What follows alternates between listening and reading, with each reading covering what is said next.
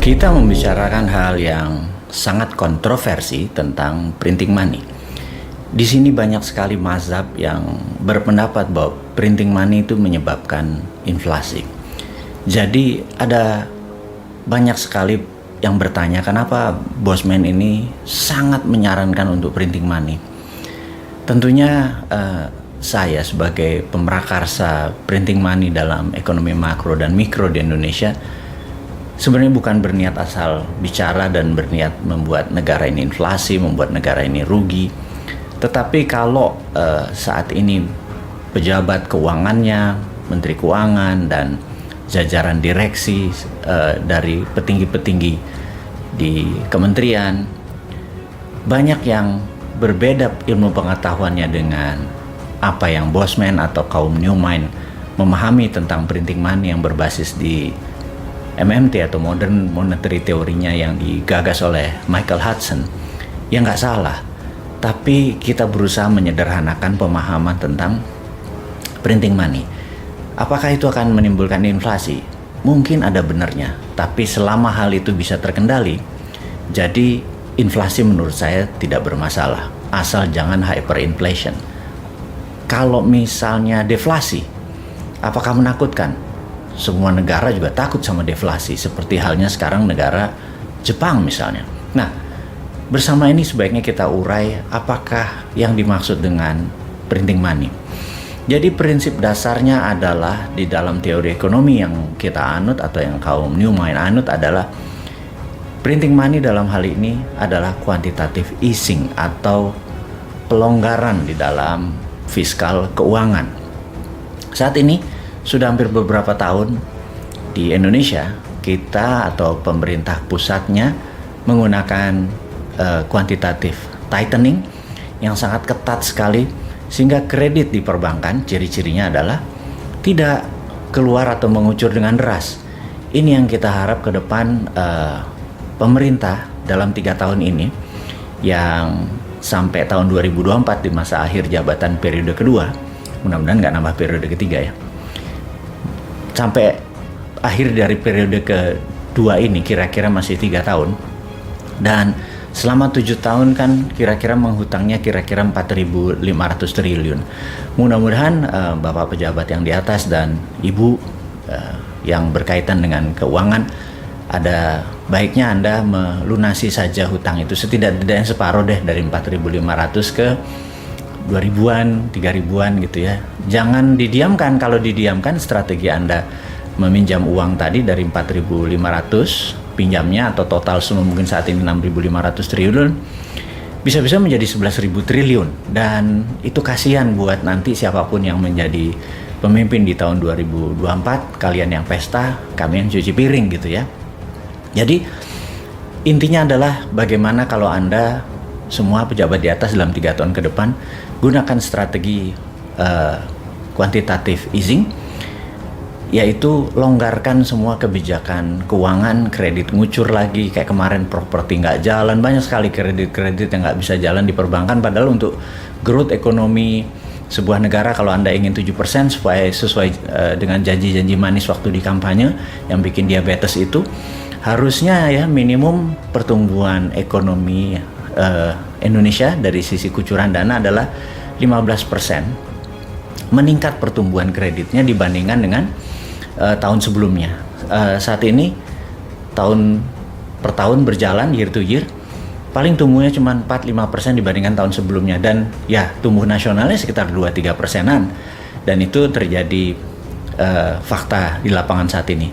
Oke, kita akan urai tentang quantitative easing, di mana uang sangat cair, atau bahkan kalau sampai ditambah printing money menjadi lazy money, uang itu lazy tapi pekerjaan banyak, sehingga Anda yang memiliki project-project yang tadinya bermasalah dengan funding atau pembiayaan menjadi semuanya jalan. Oke. Saya yakin jangan takut dengan inflasi. Di sini saya mau menerangkan prinsip dasar dari MMT yang banyak dikritik oleh mereka yang memahami bahwa printing money adalah menyebabkan inflasi adalah begini. Saya lebih suka harga beras, atau kami kaum MMT ini, Modern Monetary Theory ini, lebih suka harga beras itu 20.000 per liter tapi semua orang bisa membeli beras. Daripada harga beras 7.000, tapi nggak ada yang bisa beli beras. Itu prinsipnya. Di Jepang, harga 1 liter beras mungkin 50.000, tapi semua orang Jepang bisa beli. Kalau dibandingkan dengan orang Indonesia yang harga berasnya rata-rata 7.000 atau 10.000, harga 50.000 itu mahal sekali. Tapi faktanya sekarang harga beras 1 liter 7.000 dan 8.000 itu nggak semua orang bisa beli gitu ya. Nah itu prinsip dari MMT. Jadi lebih baik semua orang bisa beli walaupun terlihat harganya, jumlahnya secara nominalnya mahal, tapi semua orang bisa beli. Jadi lebih baik Innova itu harganya 1 miliar tapi semua orang punya Innova, atau daripada harga 200 juta nggak ada yang beli gitu ya. Dan juga sama, naik pesawat Jakarta Bali harganya 5 juta misalnya gitu, tapi semua orang bisa belanja, bisa beli dan bisa tamasya di Bali, daripada harga tiket 500.000 nggak ada yang bisa beli. Itu prinsip dari easy money, dari quantitative easing dengan strategi printing money. Nah, printing money ini kita mau jelaskan lagi lebih detail lagi. Jadi kita mengacu pada prinsip ekonomi dulu, belum contohnya bahwa negara seperti Amerika, seperti Tiongkok yang menggunakan printing money berbasis project. Kita menggunakan hal yang sederhana dulu. Jadi misalnya gini, suatu hari Pak Presiden, Pak Jokowi misalnya, dikatakan untuk membuat ekonomi Indonesia maju, saat ini Bapak menggunakan strategi infrastruktur gitu ya. Oke, dan infrastruktur itu akan menjadi efektif kalau memang jalanan itu dipakai untuk hal-hal yang produktif, bukan hanya untuk mudik lebaran gitu ya. Itu nggak salah, apa yang Anda bangun luar biasa, tapi kalau bisa value of money dari investment atau benefit-benefit lainnya bukan hanya untuk mudik lebaran aja, tapi kalau bisa ada 11 macam lagi benefit. Jadi misalnya membuat harga atau cost of distribusi menjadi turun. Kayak sekarang kan rata-rata 20% production distribution cost.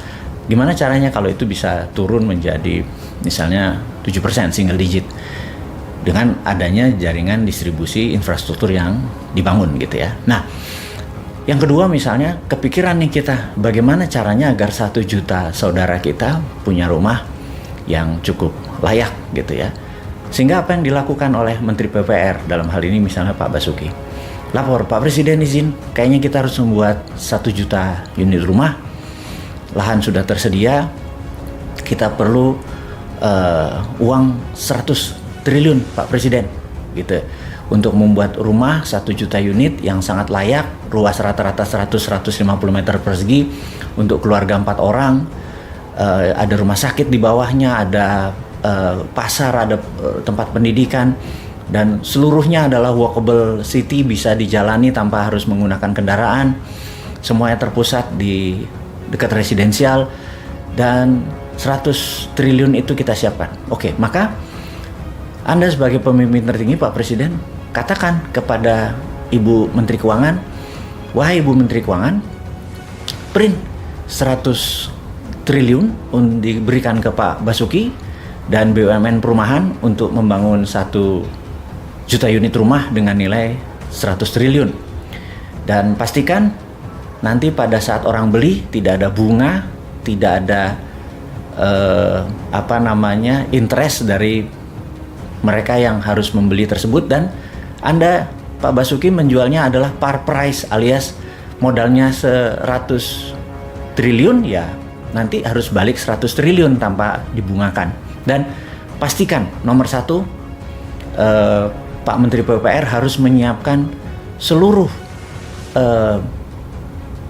konstruksi tadi, biaya tadi adalah barang-barang lokal, kusennya lokal, semennya lokal, batanya lokal, 100% lokal, nggak boleh ada unsur impor apalagi unsur dari Tiongkok, tidak boleh. Nah, dengan hal itu Krakatau Steel besinya langsung menyala pabriknya, kemudian semen, kemudian paku, kemudian kayu, genteng, dan lain sebagainya, lantai dan lain sebagainya langsung diproduksi dan dibayar apa adanya. Kemudian ketika ada orang membeli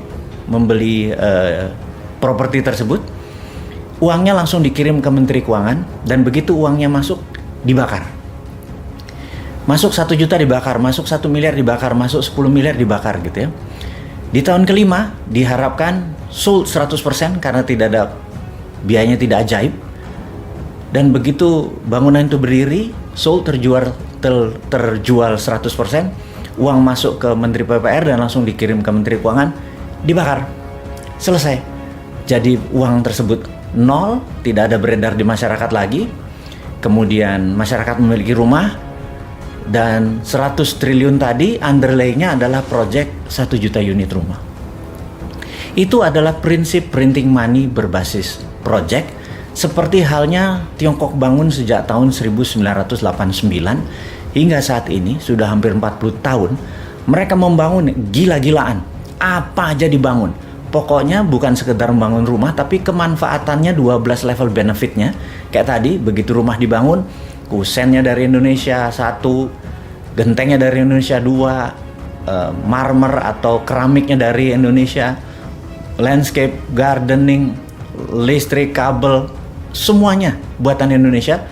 Dan itu akan terjadi multiply efek daripada uang yang 100 triliun tadi mulai digulirkan. Dan sekali lagi, begitu masuk, disiplin, kita langsung kirim ke Menteri Keuangan dan dibakar. Jadi dengan demikian kita bisa membangun dengan ribuan triliun proyek-proyek tadi yang gunanya untuk meningkatkan produktivitas, sehingga negara tidak bergantung pada FDI atau Foreign Direct Investment, tidak bergantung pada hutang negara-negara seperti IMF atau multinasional, lembaga multinasional seperti IMF. Kita nggak bergantung seperti begitu lagi.